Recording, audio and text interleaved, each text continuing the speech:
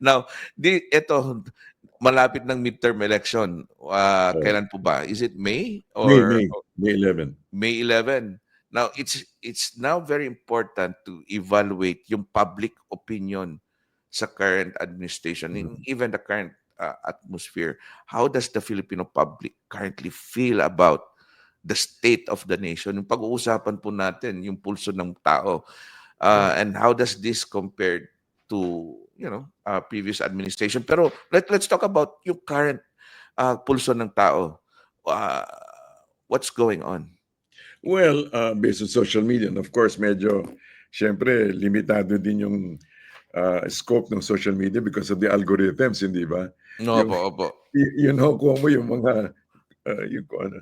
Pero there's a tendency, especially sa masa, especially sa South, na i-cancel yung yung listahan ng tawag nito, yung current administration. Ng opposition. In fact, well, yung administration kinakancel. Administration pala, sorry. Yeah.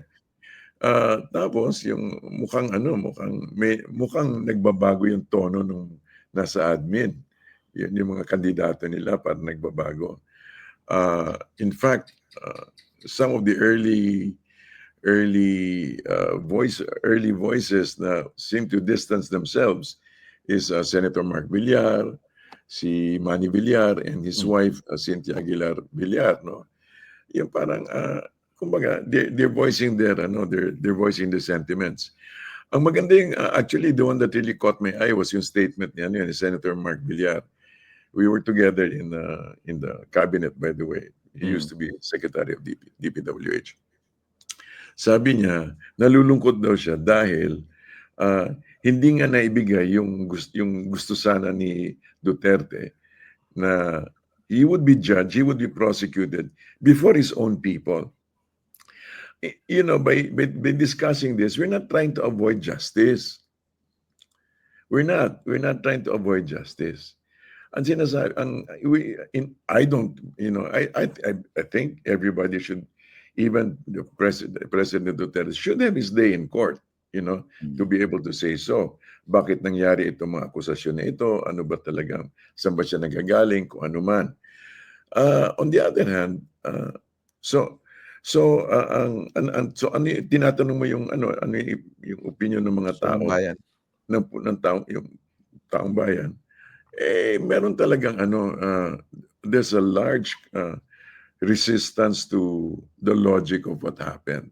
Yung parang hindi matanggap, parang ayaw tanggapin, o they feel offended.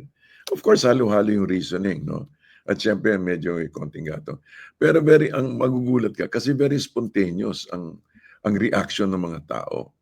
Lalo sa South, they've been having solidarity walks, they've been having dito sa Davao, doon sa Hulo, merong mga talaga very spontaneous yung pag-alsa ng boses ng mga tiga-Hulo.